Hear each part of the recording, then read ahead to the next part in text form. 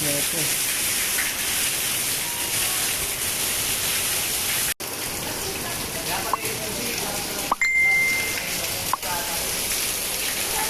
So yan, yung tubig dyan sa main roof, babagsak doon sa isang gutter, tapos babagsak naman dyan, babagsak dito sa gutter na to.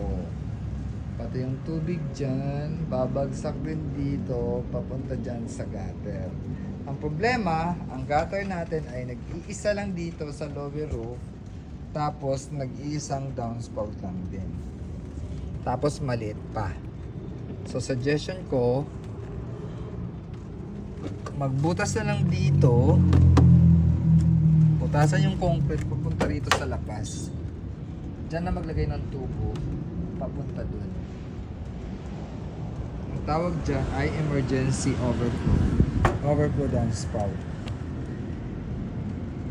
Kasi naman magbutas pa dun sa dulo, di ba? Malabo. Or pag pinalabas yung tubo dito, palabasin dito, putulin palabas doon, may babagsakan ba? Meron! Ito. Ayun! Pwede dito maglabas ng tubo. Isa pa, putulin dyan, doon. Pero kailangan magbutas pa rin tayo doon. Malaking bagay yun.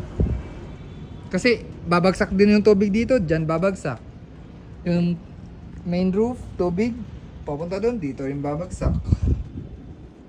Yun. Mag-elbow na lang dito, papunta rito, pababa. Kasi may kanal naman dun, oh. Oh. At least may kahati itong gutter na to.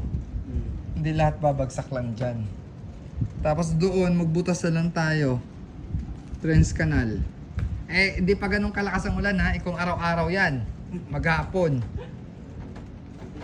Babagsak talaga yan.